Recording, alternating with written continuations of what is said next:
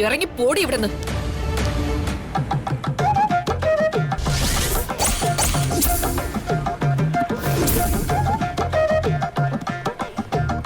ഈ തട്ടിപ്പ് പരിപാടിയൊക്കെ ഒന്ന് നിർത്തിക്കൂടെ?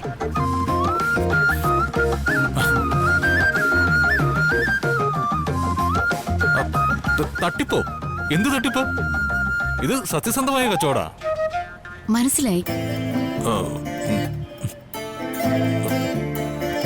മാന്യമായി ജീവിക്കാൻ ആഗ്രഹമുണ്ടെങ്കിൽ ആദ്യം ഗുണ്ടായിസ് അവസാനിപ്പിക്കാം. എനിക്ക് ആരുടെ ഔദാര്യം ആവശ്യമില്ല. മാറോ.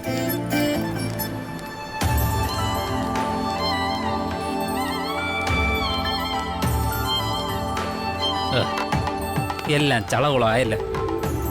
വെറുതെ ഒരു പെണ്ണിന്റെ വായിലിരിക്കുന്ന കേൾക്കേണ്ട വല്ല കാര്യം ഉണ്ടായിരുന്നു? ഞാൻ ആദ്യമേ പറഞ്ഞത് ഇതൊന്നും വർക്കൗട്ട് ആവില്ലെന്ന്. എടാ, നീ കണ്ടില്ലേ, അവളെന്നെ വഴക്ക് പറഞ്ഞതല്ല, ഉപദേശിച്ചതാ. എന്ത്? ഗുണ്ടായുസം അവസാനിപ്പിക്കാൻ. അതായത് ആ കുട്ടി എന്നെ ശ്രദ്ധിക്കുന്നു. ആ ഉപദേശത്തിലുണ്ടടാ പ്രണയത്തിൽ പൊതിഞ്ഞ പരിഭവം. അതെയോ?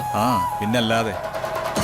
നീ വാ, ഏതായാലും നനഞ്ഞു, ഇനി കുളിച്ചിട്ടേ കേറുന്നുള്ളൂ. അപ്പൊ നീ കുളിച്ചില്ലായിരുന്നോ? ഞാൻ അറിഞ്ഞില്ല. തമാശിക്കല്ലേ തമാശിക്കല്ലേ. അളിയൻ പോയിക്കോ, ഞാൻ ഈ ചെരുപ്പ് വിറ്റിട്ടേ വരുന്നുള്ളൂ. ഞാൻ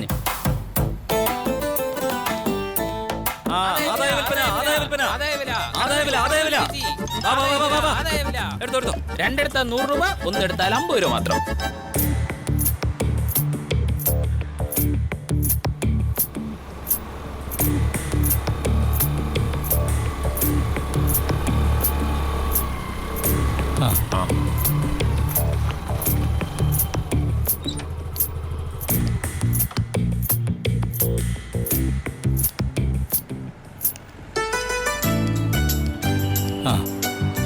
എന്താ പറ്റിയേ?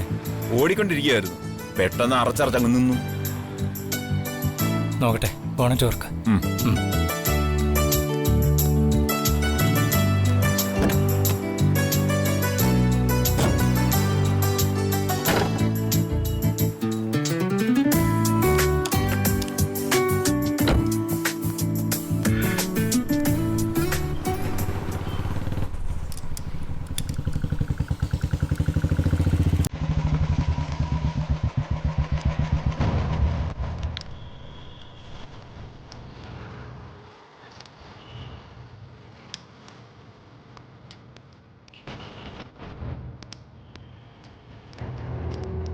ഈ മെക്കാനിക് മാധവൻ?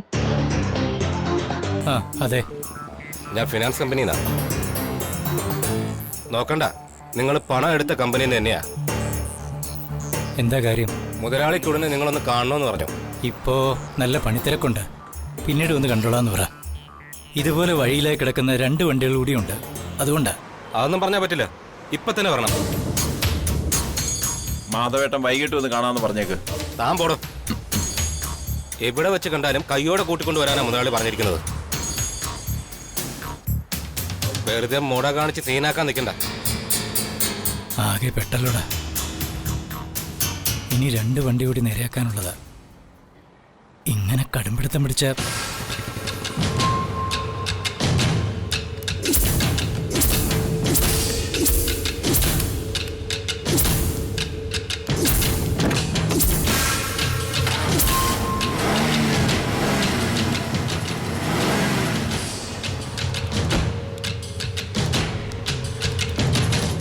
ശരിയായിട്ടുണ്ട്. സർവീസ് ചെയ്തിട്ട് കുറച്ച് നാളായല്ലേ? ചെറിയ മിസ്സിംഗ് ഒക്കെ ഉണ്ടാവുമ്പോൾ തന്നെ വണ്ടി വർക്ക്ഷോപ്പിൽ കാണിച്ചാൽ ഇങ്ങനെ വഴി കിടക്കേണ്ടി വരില്ല. ഇനി നോക്കിക്കോളാം. എനിക്ക് ഡ്രസ്സൊക്കെ ഒന്ന് മാറണം. അതൊക്കെ നേരത്തോടെ അങ്ങ് ചെയ്തോ. ആ നെല്ലിമുക്കി കിടക്കുന്ന വണ്ടി ആദ്യം നോക്ക്.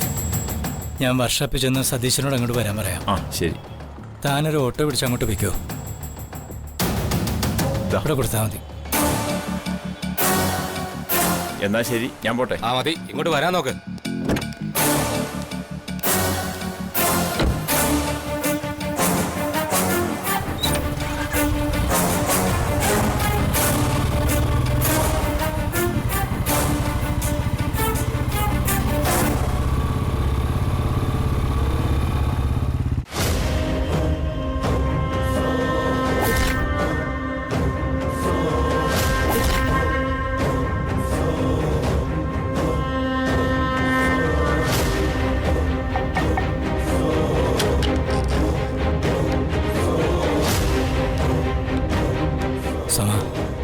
ഓഫീസിൽ നല്ല തിരക്കായിരുന്നേ.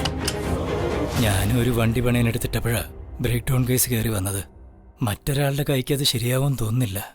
അതൊന്നും ഓർത്ത് ടെൻഷൻ അടിക്കണ്ട. അതിനേക്കാളും വലിയ ടെൻഷനിൽ വരാൻ പോകുന്നത്. സമാധാനപ്പെട്ടിരിക്കും മാധവ. വരുന്നത് പോലെ നോക്കാം.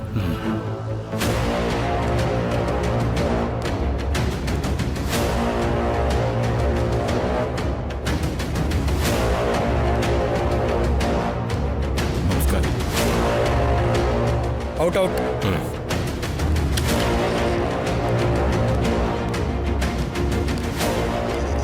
ഇന്ന് മാധവന് വർക്ക്ഷോപ്പിൽ പിടിപ്പത് പടിയുള്ള ദിവസമാണ്. അതിനിടയ്ക്ക് ഇങ്ങനെ ആളെ വിട്ട് മെനക്കെടുത്തിക്കുന്നത് കഷ്ടമാണ്. മാധവന്റെ പണി നഷ്ടപ്പെടാൻ ഇത് മതി. നിങ്ങളുടെ പണി നഷ്ടപ്പെടുന്നതിലുള്ള ഉത്കണ്ഠ നിങ്ങൾക്ക്,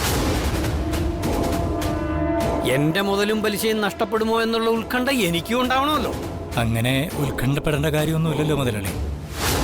കടമെടുത്തിട്ട് 1 മാസം തികഞ്ഞില്ല. വസ്തുവിന്റെ പ്രമാണം ഈടായിട്ട് തന്നിട്ടുണ്ട്. നിങ്ങൾ ആവശ്യപ്പെട്ട ബ്ലാങ്ക് ചെക്കുകളെല്ലാം ഒപ്പിട്ട് തന്നിട്ടുണ്ട്. അതൊക്കെ ശരി തന്നെയാ. പക്ഷെ എനിക്ക് മാധവൻ നായരുള്ള വിശ്വാസം നഷ്ടപ്പെട്ടു. പണം കടമെടുത്തിട്ട് വിവാഹം നടന്നില്ലല്ലോ. പയ്യനാണെങ്കിൽ ആക്സിഡന്റിൽ ചത്തും പോയി. അത് മുതലാളി അറിയേണ്ട വിഷയമല്ലല്ലോ. അറിയേണ്ട വിഷയമാണ്. ആക്സിഡന്റ് ദുരൂഹതയുണ്ടെന്നാണ് കേൾക്കുന്നത്. ഇനി അത് സംബന്ധിച്ച് കേസായി, വഴക്കായി, കോടതിയായി, ജയിൽവാസമായി, മൊത്തം കുഴപ്പങ്ങളാ വരാൻ പോകുന്നത്. ചിലപ്പം മാധവൻ നായർ വളരെ കാലം അകത്ത് കിടക്കാനും സാധ്യതയുണ്ട്. അതുകൊണ്ട് എന്റെ കയ്യിൽ ഈടായി തന്നിരിക്കുന്ന വസ്തു ഉടനെ എന്റെ പേരിൽ രജിസ്റ്റർ ചെയ്ത് തന്നിരിക്കണം. ഇനി ഒരു സമയത്ത് അഥവാ നിങ്ങൾ പണവും പലിശയും മടക്കി തന്നാ വസ്തു നിങ്ങളുടെ പേരിൽ തന്നെ എഴുതി തന്നേക്കാം. നിങ്ങൾ പറയുന്നൊന്നും ന്യായമല്ലല്ലോ. ന്യായവും ന്യായക്കേടും ഒന്നുമില്ല.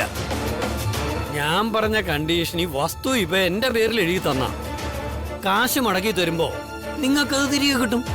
അത് പറ്റില്ല. പറ്റണം. അതും നാളെ തന്നെ എഴുതി തന്നിരിക്കണം. ഇല്ലെങ്കിൽ ബ്ലാങ്ക് ചെക്ക് പഴയ ഡേറ്റ് ഇട്ട് ബാങ്കിൽ കൊടുക്കും ഞാൻ. വിശ്വാസവഞ്ചനയ്ക്ക് അകത്ത് പോയി കിടക്കേണ്ടി വരും. ഗുണ്ടായിസം കാണിക്കരുത്. ഗുണ്ടായിസം തന്നെയാണ്. ബിജു, സെബാസ്റ്റ്യ, ഇങ്ങോട്ട് കയറി വേണം. രണ്ടിനും പിടിച്ച് പുറത്താക്കണം. അല്ല പിന്നെ എന്റെ കാര്യമൊന്നുമില്ല, ഞാൻ പോയിക്കോളാം.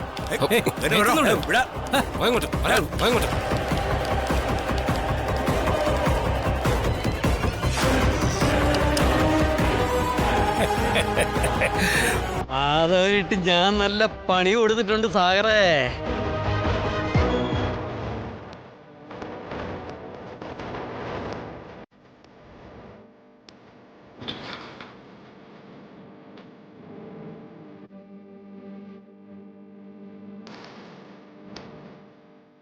Rajiv Menon, Dia Group of Companies.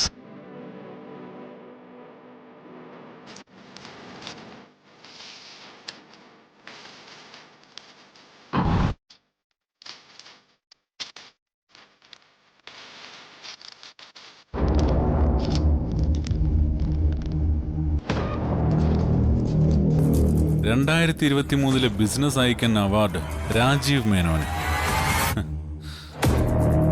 Business icon award പരലോകത്തിരുന്ന് വാങ്ങിക്കട്ടെ.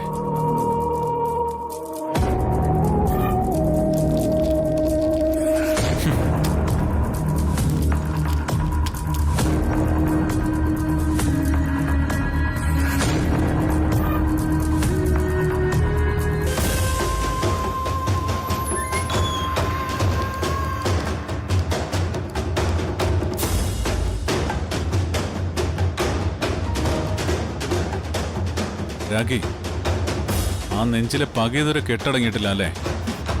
ഇല്ല, അവളുടെ സർവനാശം കാണണം എനിക്ക്. അവള് ശാപദോഷം കിട്ടിയവളാ. ആദ്യം ഉറപ്പിച്ച കല്യാണം മുടങ്ങി. ഇപ്പൊ ആകെ ഉണ്ടായിരുന്ന ജോലിയും പോയി. അവൾ ഇനിയും നരകിക്കാൻ കിടക്കുന്നതേ ഉള്ളൂ. സത്യം. ആ ഫിനാൻസ് കമ്പനിക്കാരാ. എടുക്ക്. ഹലോ, പറ. സാഗറെ, താൻ പറഞ്ഞതുപോലെ ആ മാധവൻ നായരുടെ സ്ഥലം എഴുതി തരാൻ ഞാൻ കമ്പനി ചെയ്തിട്ടുണ്ട്. ഗുഡ്. മാധവൻ നായർ സമ്മതിച്ചോ? ഇല്ല, അയാള് നിയമം പറയാൻ ശ്രമിച്ചു നോക്കി. അപ്പം നമ്മൾ നമ്മുടെ ഗുണ്ടായസം കാണിക്കേണ്ടി വന്നു. എടോ, മാധവൻ നായർക്ക് ആ സ്ഥലം തന്റെ പേർക്ക് എഴുതി തരാന്ന് ഉറപ്പ് വന്നോ? അതെഴുതി തരാതെ അയാൾക്ക് വേറെ ഒരു മാർഗവും ഇല്ലെന്നുള്ള അവസ്ഥയിലാക്കിയിട്ടുണ്ട്. അല്ല സാഗറെ, ഞാൻ ആ സ്ഥലം മാധവൻ നായരെ ഭീഷണിപ്പെടുത്തി എഴുതി വാങ്ങിക്കുമ്പോ എനിക്കെന്താ ഗുണമെന്ന് പറഞ്ഞില്ലല്ലോ. താൻ പറയുന്ന വിലയ്ക്ക് അത് ഞാൻ വാങ്ങും. തനിക്ക് വേണമെങ്കിൽ സ്വർണം തൂക്കുന്ന ത്രാസെടുത്ത് വെച്ച് മണ്ണളന്ന് വില പറയാം. എന്താ, അത് പോരെ? മതി മതി മതി, അത് മതി, ധാരാളം മതി. ശരി, ഇനി എഴുത്ത് കഴിഞ്ഞിട്ട് വിളിക്കാം. പിന്നെ അതിനു മുമ്പ് നമുക്കൊന്ന് കാണണം. പറ്റുമെങ്കിൽ ഇന്ന് തന്നെ. ശരി, ഓക്കെ.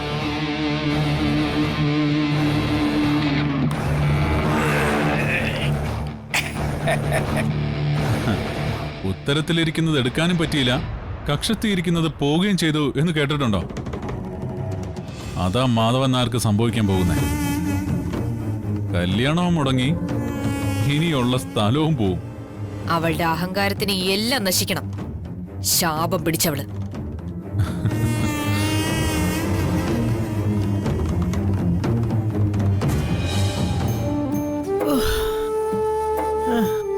വന്ദന രാജീവന്റെ കമ്പനിയിൽ ജോലിക്ക് പോയിരിക്കല്ലേ മോളെ? കാര്യങ്ങൾ എന്തൊക്കെയായെന്ന് അറിയില്ലല്ലോ. വിളിക്കുക മറ്റോ ചെയ്തോ? ഇല്ല ചമ്മ. എന്തായാലും എനിക്ക് തോന്നുന്നത് പറയാം. ഒരമ്മ പെറ്റതല്ലെങ്കിലും രാജീവും രാഖിയും സഹോദരങ്ങളാണല്ലോ. രാജീവിന്റെ കസേരയിൽ ഇപ്പോ രാഖി തന്നെയാകും ഇരിക്കുന്നത്. പുത്തനച്ചി പുരപ്പുറം തൂക്കുമെന്നാണല്ലോ. രാഖിയാണ് പുതിയ ഭരണക്കാരിയെങ്കിൽ അവള് ഭരിച്ചു വെറുപ്പിക്കും. അതോടെ കമ്പനി മുടിഞ്ഞത് തന്നെ. അഹങ്കാരി.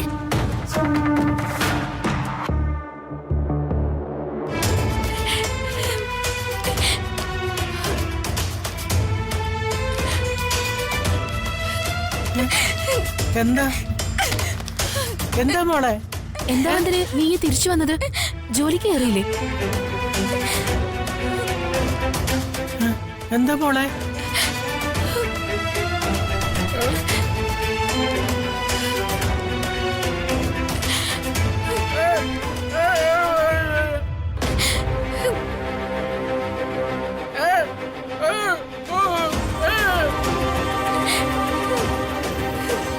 എന്താ മോളെ?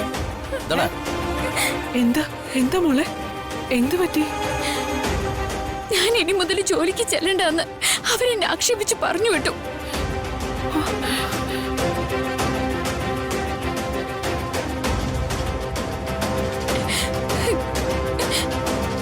ആക്ഷേപിച്ചെന്നോ? സ്വത്ത് മോഹിച്ച് ഞാൻ രാജീവ് സാറിന് വല വീശി പിടിച്ചത്ര. ഇനി ആ കമ്പനിയിൽ ജോലി ചെയ്ത ഞാൻ സാഗറിനെ വലയിൽ വീഴ്ത്തുവന്ന് സ്റ്റാഫുകളുടെ മുന്നിൽ വെച്ച് ഞാൻ വല്ലാതെ നാണം കെട്ട് പോയമ്മ.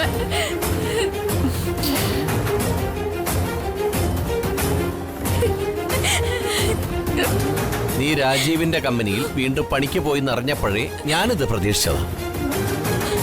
നിന്റെ പോക്ക് വെട്ടുപോത്തിനോട് വേദോന്നുന്ന അവസ്ഥയിലായില്ലേ?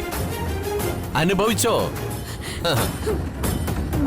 ചേച്ചി കൊണ്ടുവന്ന ദിയമോളെ കൂടി പോലീസ് അവർക്ക് പിടിച്ചു കൊടുത്തപ്പോ അവർക്ക് എന്തും ചെയ്യാനുള്ള ധൈര്യമായി. അതിന്റെ തിരിച്ചടിയാ കിട്ടിയത്.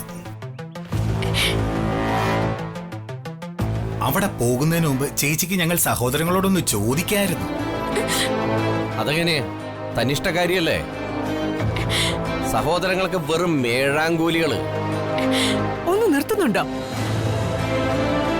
എന്തുദ്ദേശിച്ച നിങ്ങൾ അവളെ കുറ്റം പറയുന്നേ? നിങ്ങളോട് അനുവാദം ചോദിച്ചാ പോകണ്ടെന്നും പറഞ്ഞ് പിടിച്ചു നിർത്തും. പിന്നെ അവൾ എങ്ങനെ ജീവിക്കും? 10 പൈസ സഹായിക്കാൻ നിങ്ങൾക്ക് കഴിയോ? ഒരാൾക്ക് മനസ്സില്ല, മറ്റൊരാൾക്ക് കഴിവുമില്ല.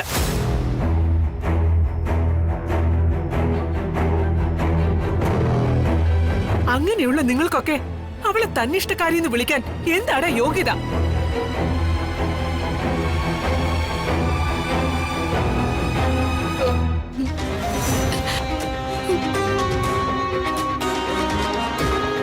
അമ്മയെ അച്ഛനൊക്കെ വന്ദനയെ ഇങ്ങനെ വെള്ളപൂശുന്നോണ്ടാ അവൾക്ക് ഈ ഗതി വന്നത്. അതോർമ്മിച്ചാ മതി.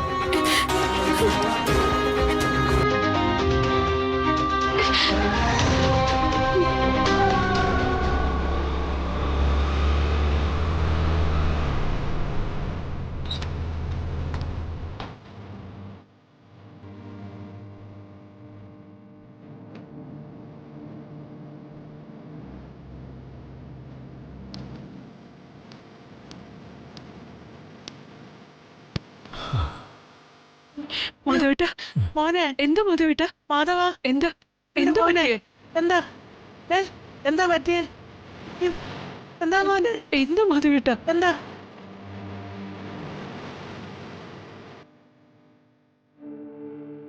എന്താ എന്തു പറ്റിയതാ?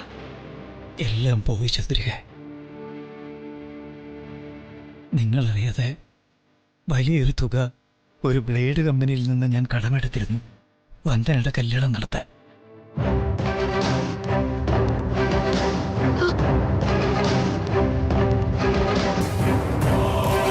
അതിനുവേണ്ടി സ്വന്തമായി വീട് വയ്ക്കാൻ വാങ്ങിക്കൂട്ടിയ വസ്തുവാണ് ഈടുവച്ചത്.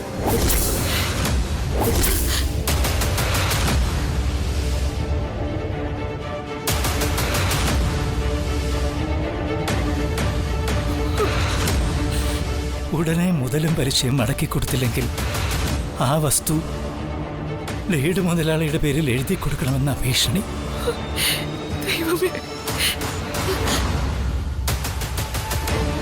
ഇത്രയും വലിയൊരു തുക ഞാൻ എവിടെ നിന്നെടുത്ത് കൊടുക്കാനാ ചന്ദ്രികയെ?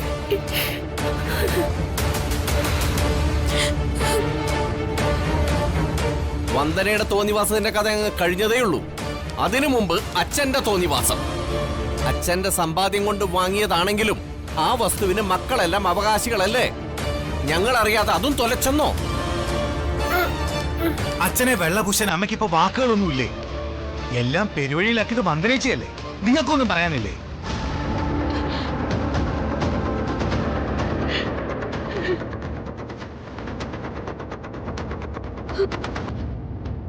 എന്തൊക്കെയായാലും അച്ഛൻ ചെയ്തത് ഒട്ടും ശരിയായില്ല. ഞങ്ങളോട് ആലോചിച്ചില്ലേലും അമ്മയോടെങ്കിലും ഒന്ന് പറയായിരുന്നല്ലോ.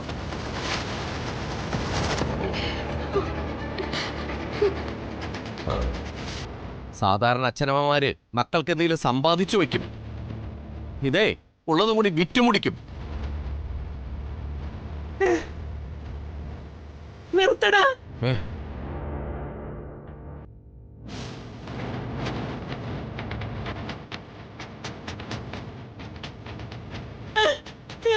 എന്റെ മോനെ ഇതൊന്നും കണ്ടിട്ടും കേട്ടിട്ടും അമ്മയ്ക്ക് സഹിക്കാനാവുന്നില്ലടാ. എന്റെ പൊന്നു മോനെ, നിനക്കൊന്നും പറയാനില്ലേ?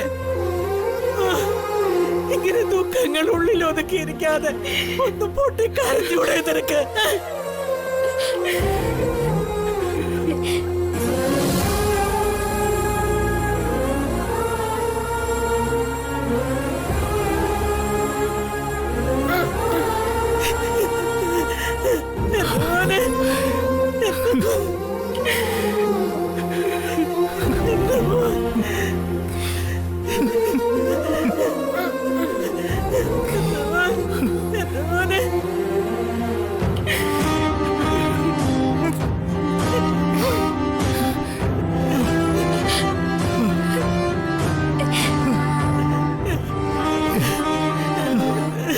എല്ലാം ശരിയാവും, സാരമില്ല.